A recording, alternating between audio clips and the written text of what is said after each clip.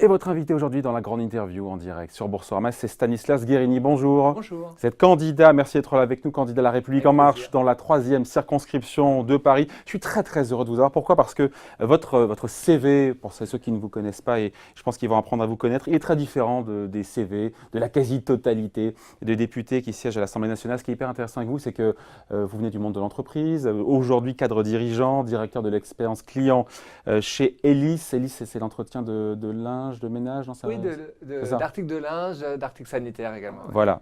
Vous êtes en retrait pour l'instant, évidemment. Je suis en retrait, évidemment. En congé sans solde pour n'a l'instant. rien à voir avec mon activité dans mon entreprise.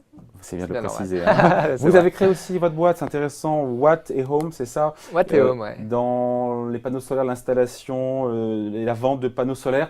Aujourd'hui donc, vous êtes candidat à la députation. J'ai envie de dire, mais quelle mouche vous a piqué, l'ami? Parce qu'on se dit quoi? Il pourrait y avoir une carrière pépère tranquille de dirigeant, avec un enrichissement à la clé, voilà, une belle carrière pépère. Et là, vous dites, voilà, vous engagez en politique. Qu'est-ce qui vous a piqué là? Ce qui m'a piqué, c'est une personne qui s'appelle Emmanuel Macron, que j'ai eu l'occasion de croiser. Au tout début de l'histoire. Au tout début de l'histoire. Ouais. C'était maintenant il y a 2-3 ans. On s'est revus ensuite. Et j'ai vu chez cet homme-là une détermination à vouloir changer les choses, à vouloir sortir de ce qui sont des clivages artificiels dans la vie politique. On faisait ce constat-là, à la fois les citoyens et puis certains hommes politiques. Lui, il voulait bouger les choses et donc il nous a engagés à quelques-uns à se dire mais comment est-ce qu'on fait avancer le système. Donc c'est vraiment un homme qui vous a donné envie de sauter le pas, d'avoir cet engagement, oui, d'être notamment derrière lui et politique? Moi j'ai toujours eu le goût de la chose publique et il y a 10 ans je m'étais déjà engagé dans un groupe de réflexion qui s'appelait À Gauche en Europe, vous voyez, auprès de Dominique Strauss-Kahn. Ah, donc pas totalement novice en pas politique. Pas totalement, mais pour autant pendant 10 ans, je ne m'étais pas du tout investi dans la vie politique. J'avais estimé que dans les partis politiques, au fond, on n'y faisait plus que préparer une élection ou une autre élection et investir des candidats. Et ça ne m'intéressait pas. Moi, je n'avais pas du tout envie d'avoir une carrière politique. Je pensais être plus utile dans la vie de mon pays, à m'engager dans le monde de l'entreprise, à créer des emplois dans un domaine auquel je crois, qui sont les énergies renouvelables. Et puis, au fond, je me suis dit, mais si on ne peut pas critiquer les hommes politiques tout le temps, en se disant, bah, tiens, laissons-les faire. Il faut que les citoyens, ils se réapproprient aussi la vie politique de leur pays. C'est ce qu'on est en train de faire, c'est ce mouvement-là qu'on a créé il y a un an, un peu plus d'un an maintenant, qui s'appelle En Marche, qui est un mouvement citoyen avec à sa tête un homme politique pour être une sorte de détonateur dans le système politique. Mais si je ne me trompe pas, vous avez été encarté au PS. J'étais il y a 10 ans. 2 ans. Tout à fait. Il y a 10 ans, pendant 2 ans. Qu'est-ce qui vous a, entre guillemets, rebuté, dégoûté, diront certains, dans le fonctionnement des partis au-delà du PS? Je ne dirais pas dégoûté, je pense que ça concerne… Ou rebuté. Ou rebuté. Voilà. Allez, rebuté, d'accord. Ça concerne autant le PS que des partis de droite. Je pense que les partis politiques ont, pendant trop longtemps, arrêté d'abord de former intellectuellement des militants. Les partis politiques ont eu cette fonction-là dans l'histoire de la vie politique pendant très longtemps. Ils faisaient de la formation intellectuelle. Ils étaient des organes qui réfléchissaient, qui produisaient des idées. Et en fait, ce qu'on a vu dans les partis politiques, c'est qu'au fond, ils ont externalisé tout ça. Tous ceux qui réfléchissaient dans les partis, on les a mis dans des think tanks, dans des fondations. Les intellectuels ont quitté les partis politiques. Et donc moi, ça ne m'intéressait pas d'être dans un mouvement qui n'avait pour seule fonction de décider qui allait se présenter à la prochaine élection. Voilà pourquoi j'ai quitté et j'ai décidé de ne pas m'investir dans un parti politique. En quoi cette expérience professionnelle qui est la vôtre dans le monde de l'entreprise, les startups et aussi un grand groupe actuellement, qu'est-ce que ça peut vous apporter en tant que député et au-delà de ça dans votre peut-être carrière politique? Je pense qu'on réfléchit différemment quand on a vécu les choses. Qu'on soit chef d'entreprise, c'était mon cas, mais aussi qu'on soit infirmier, qu'on soit agriculteur. Moi, je pense que l'Assemblée nationale, aujourd'hui, elle ne représente pas suffisamment le pays. C'est-à-dire qu'on a une manière de réfléchir qui est, d'une certaine manière, un peu une monogamie. Je pense qu'il faut qu'il y ait des gens qui viennent d'horizons différents. Moi, avoir vécu les choses à la fois en tant que petit patron, dans ma boîte, il y a 25 personnes, mais maintenant, comme cadre d'un grand groupe, ça me donne un regard différent. Prenez, c'est un sujet qui est d'actualité, les prud'hommes, par exemple. On va en parler beaucoup dans les semaines qui viennent, puisqu'on veut réformer le droit prud'homal. Ben, moi, j'ai vécu des deux côtés de la barrière un système, et je sais à quel point c'est un système qui est aujourd'hui injuste. Quand on est un petit patron, qu'on veut arrêter avec un salarié, si le salarié part au prud'homme, c'est quasiment le droit de vie ou de mort sur une entreprise. Parce qu'elle ne sait pas à quel moment ni combien ça Elle va sait lui pas coûter. combien ça va lui Et c'est vrai coûter. qu'à deux endroits différents de la France, pour le même cas de figure, Exactement. le niveau des indemnités derrière à toucher peut être très très différent, peut varier du simple au double au triple. Mais peut varier. Et puis la durée de procédure est extrêmement longue. C'est-à-dire qu'on peut partir pour 4 ans de procédure. Il faut payer un C'est une épée de avocat. Damoclès, c'est ça, hein. Et c'est une épée de Damoclès. Dans l'autre sens, maintenant je suis cadre dans un groupe, c'est très facile pour un grand groupe. Il suffit de dire, bah, écoutez, ok, vous savez, moi de toute manière, les salariés qui sont là, si j'ai X prud'homme ou X plus 1 prud'homme, ça ne changera pas grand-chose pour moi. Vous allez partir pour 2 ans de procédure, peut-être 4 ans de procédure, et puis on se revoit au bout du compte. Ben, Et au ça final, finit en rupture conventionnelle. bah, souvent, ça finit en rupture conventionnelle, qui est un peu hypocrite par rapport au système qu'on a aujourd'hui. Donc, les perdants de ce système-là, on le voit et on le sait quand on a été un petit patron, quand on est salarié, ben, ce sont les petits patrons ou les salariés. Moi, je pense qu'il faut mettre plus de justice là-dedans. La réforme qu'on va mener, c'est une réforme juste. Et ça, on le sait quand on a vraiment vécu les trucs dans le monde de l'entreprise. Alors, si tout se passe bien pour vous, vous serez peut-être député dans quelques jours. Mais pour autant, vous l'avez déjà dit, mais c'est intéressant, vous ne comptez pas devenir un professionnel de la politique. Vous savez déjà que vous ferez éventuellement un mandat, et puis deux, puis après vous repasserez à autre chose, vous reviendrez dans le privé. C'est déjà écrit? Je ne sais pas ce qui est écrit, rien n'est jamais écrit à l'avance. Mais je trouve ça sain qu'il puisse y avoir des allers-retours entre le monde du privé et le monde politique. Parce qu'il faut que ça cesse d'être une carrière dans laquelle on s'engage dès la fin de ses études, puis on ne fait que ça toute sa vie. Parce que je l'ai dit, bah, je pense qu'on ne réfléchit pas de la même manière quand on vit vraiment les trucs sur le terrain, que ce soit salarié, chef d'entreprise, quelle que soit la fonction. Donc moi, mon ambition, effectivement, c'est de donner du temps pour mon pays. Je pense que c'est important. J'étais engagé dans En Marche, je vous l'ai dit, dès la première heure. Je ne me voyais pas aujourd'hui dire à Emmanuel Macron, ben, c'est bon, tu es président de la République, nous on va retourner dans nos entreprises. Ça n'a pas de sens. Il faut que les citoyens s'engagent. Mais il faut aussi qu'ils soient capables de retourner dans le privé. Moi, ça sera une de mes intentions. Alors, le renouvellement des visas, c'est un argument qui est très fort et les Français en ont envie, on l'a bien compris. Vous admettez aussi vos faiblesses en tant que futur député parce qu'il y a les arcanes, il y a la maîtrise du travail législatif, les commissions, etc. etc. Il n'y a pas des risques de... Vous n'êtes pas un peu trop vert, entre guillemets, pardon. Non, mais c'est vrai, vous avez dû vous la poser vous-même, cette question. Ben, évidemment qu'on se pose ce type de questions, sinon on ne fait pas bien les choses. Je pense d'abord qu'il y a un équilibre à trouver. Et En Marche, c'est jamais construit en disant il y a les citoyens contre le reste du monde d'une certaine manière. Et vous avez vu que les candidats et les candidates qu'on a investis, ils étaient à peu près à parité pour des candidats qui avaient eu des fonctions, des mandats au préalable et des candidats qui n'ont pas eu de mandat au préalable. Mandat député ou mandat électif? Mandat électif. Oui. Et je trouve ça bien qu'on puisse mixer effectivement les parcours parce qu'on va, je pense, s'enrichir mutuellement et s'apporter mutuellement. Ensuite, effectivement, qu'il y a des choses à apprendre. Mais vous savez, moi, quand j'ai créé mon entreprise, je ne savais pas comment on faisait un contrat de travail. Il n'y a pas de risque de couac, voilà, je veux dire, ou un procès en amateurisme, parce que finalement, il y a aussi voilà, tout un fonctionnement à l'Assemblée nationale qui s'apprend aussi. Hein. Après tout, regardons comment le monde politique a fonctionné ces 30 dernières années. Avec quel résultat avec quel résultat Voilà. Il faut aussi se poser la question comme ça, se dire, on posera peut-être des questions que les députés actuels ne posent pas. Aujourd'hui à l'Assemblée nationale, dans les commissions parlementaires quand on discutera. Et puis, on a démontré, tous et toutes, dans notre vie professionnelle, c'est pour ça qu'on a été investis, qu'on a su apprendre, qu'on a su gagner des batailles. Moi, mon entreprise, comme beaucoup d'entreprises, elle a eu des bonnes périodes et puis des mauvaises périodes, et puis on a redressé parce qu'on a été agile. Ça, c'est aussi des qualités qu'on va amener à l'Assemblée nationale demain. Alors justement, tiens, cette campagne, vous la financez sur vos deniers personnels. J'ai vu ça 30 000 euros, ça coûte de faire campagne.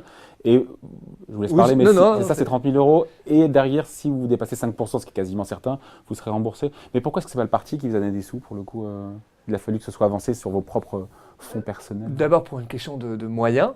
En Marche, c'est un nouveau parti. Hein, et quand on lance un nouveau parti politique, dans la vie politique de ce pays, on n'a pas de subvention. Il faut prendre son risque, comme dirait, il faut prendre son risque. Comme dirait le président. Exactement.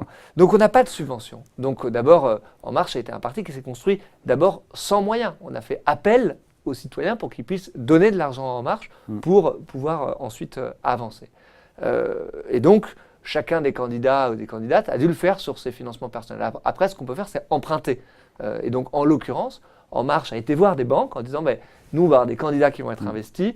est-ce que vous pouvez leur prêter de l'argent pour qu'ils puissent faire campagne ou avoir une autorisation de Donc c'est découverte. Stanislas Guérini pour que qu'ils l'argent puissent était faire campagne. prêté, et s'il dépassait Moi, les en l'occurrence, 5%, je l'ai mis sur mes deniers personnels et puis je me ferai rembourser de l'argent que j'ai mis si effectivement je dépasse 5%. si vous êtes élu, vous serez député à temps plein. Il y aura plus. Et au-delà de ça, la question, c'est que par rapport à tous les autres potentiels députés En Marche qui ont des activités de conseil, qui ont le risque de conflit d'intérêts, comment ça sera géré? Alors moi, je réponds d'abord sur ma situation personnelle. Évidemment, je serai député à temps plein. Mais à temps plein, ça veut dire d'abord démissionner de son job salarié, ça me semble être une évidence, et puis être vraiment à temps plein, c'est-à-dire n'avoir aucun autre mandat, pas être conseiller de Paris, conseiller d'arrondissement, conseiller dans d'autres. Je pense que député, ça doit être mené à temps plein et que ça laisse plus de temps aussi pour avoir un lien avec les citoyens, être sur le terrain, entendre les citoyens de sa circonscription. Donc je serai pleinement député Même si vous êtes un à député temps de la plein. nation, et pas seulement de votre Mais circonscription. bien évidemment, on est un député C'est de la bien. nation, on vote les lois de la nation, mais pour ce faire, on prend en compte les problématiques qui sont celles d'un territoire. C'est pour ça qu'on vote bien les lois. Et j'ajoute un deuxième point, on passe aujourd'hui trop de temps en France à voter la loi et pas assez de temps à évaluer la loi, à faire, vous parlez de l'impôt à la source tout à l'heure, à faire des Ça vous expérimentations. plaît ça, l'impôt à la aussi. source? Oui, Beaucoup je de pense bruit que... pour pas grand-chose quand même, honnêtement. Non, je pense que c'est une Soyons sérieux. mesure qui était dans le tuyau. D'abord, vous l'avez rappelé, qui est attendue par les Français. Ça a été très bien expliqué par l'invité précédent, par le journaliste qui était là. Ça permet aussi de faire varier le montant de l'imposition de manière plus simultanée. C'est la contemporanéité qui a été Mot mentionnée du jour. en fonction de l'évolution de son salaire. Donc je Ouais. pense qu'au final, ça J'ai vaut, vu par rapport au ça crédit vaut le coup de le d'impôt, faire. par rapport à la collecte, la confidentialité. On se dit que le rapport, vous savez, gain par rapport coût-incertitude est peut-être pas bien équilibré pour C'est pour l'admettre, ça, non? moi je viens du monde de l'entreprise, on fait des pilotes, on dit dans l'entreprise. On expérimente. Il faut expérimenter. Je À reviens à blanc. ce que je disais. Expérimenter à blanc. À blanc, oui, mais je reviens à ce que Parce je que disais. sinon, Je pense qu'il faut être plus modeste en France vis-à-vis de la loi. Trop souvent, on a considéré que quand on avait voté la loi, ça y est, c'était fini. On ne regardait même pas si les décrets d'application ils étaient parus ou pas parus. Et puis surtout, comment ça se traduisait sur le terrain. Je pense que les députés, ils doivent avoir ce rôle-là. Et il faut beaucoup plus investir ce rôle-là pour dire il y a un tas de choses qu'il faut qu'on fasse. Prenez l'exemple de la télémédecine, par exemple. C'est un sujet qui va, je pense, dans les années qui viennent, révolutionner l'offre de médecine. Pouvoir se faire soigner à distance, voire se faire opérer à distance. Il y a tout un tas de questions qui sont autour, par exemple, de ce sujet-là. L'accès aux données personnelles, le numérique, les débits d'Internet, etc. Pour ce genre de sujet, il faut faire des pilotes. Et ça peut se faire dans des circonscriptions. Et je pense que le député, il doit avoir un rôle pour mieux évaluer et mieux expérimenter la loi.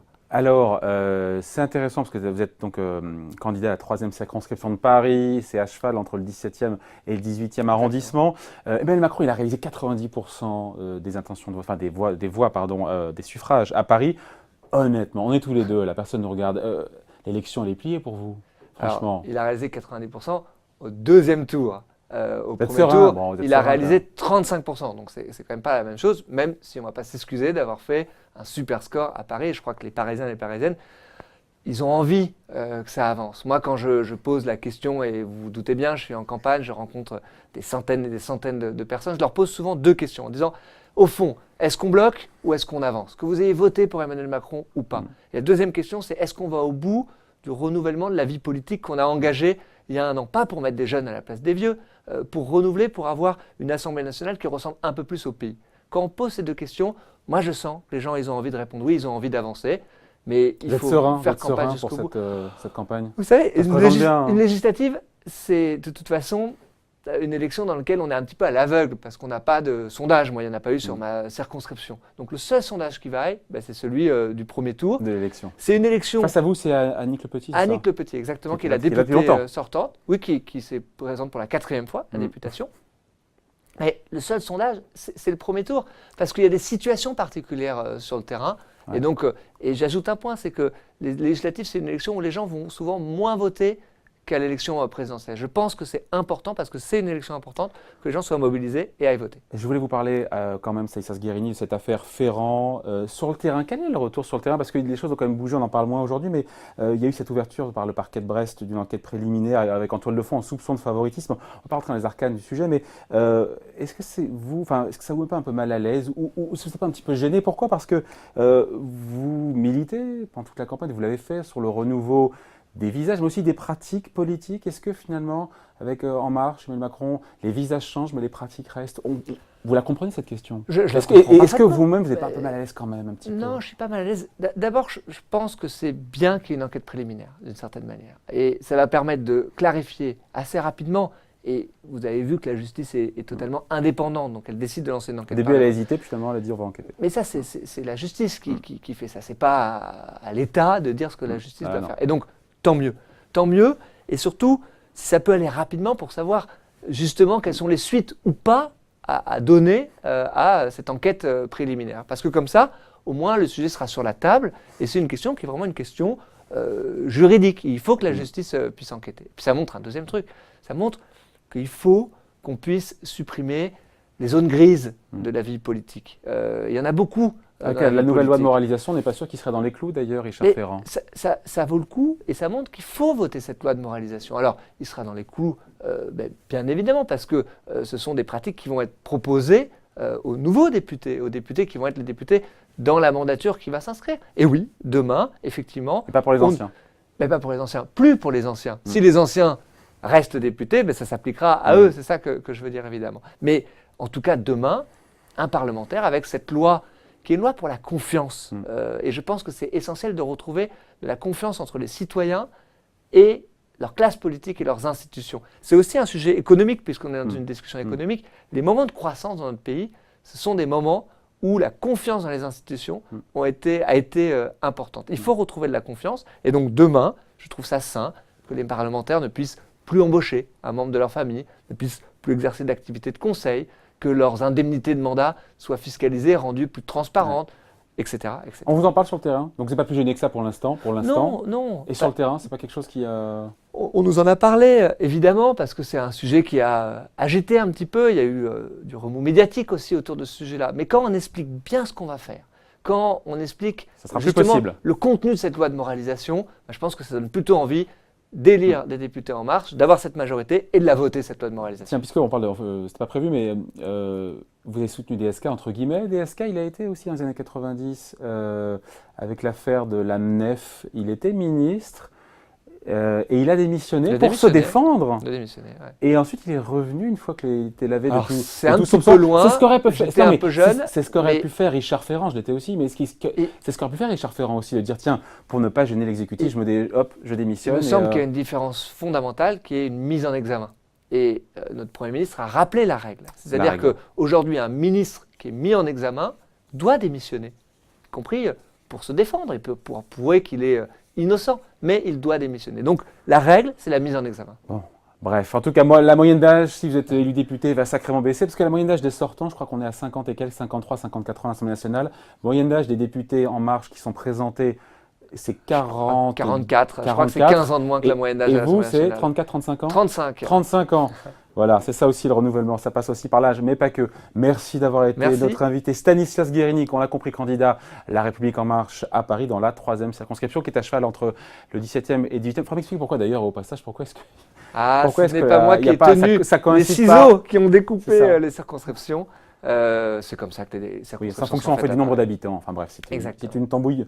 Merci à vous, merci d'avoir été notre invité. Stanislas Guerini. Merci, au revoir.